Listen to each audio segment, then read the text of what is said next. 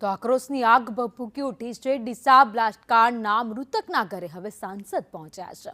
મૃતક મેહુલના પરિવારની ગેનીબેને મુલાકાત લીધી હતી।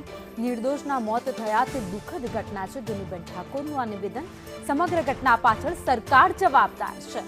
તંત્રએ ધ્યાન આપ્યું હોત તો આ ઘટના ન બની હોત। ભયાનક ઘટના અધિકારીઓએ રજૂ નથી કરી।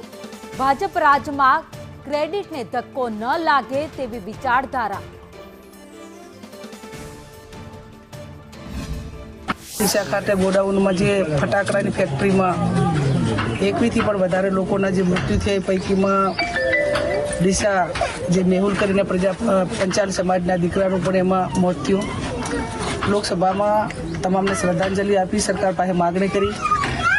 ઘટના દર્દભરી ઘટના એટલા માટે કે ઘણા બધાના તો અંગો પણ ઘણા દૂર દૂરથી એના DNA ટેસ્ટ કરાવીને પરિવારજનોને પોતાની બોડી પણ જે પરિવારોને મળવી જોઈએ એ નથી મળી।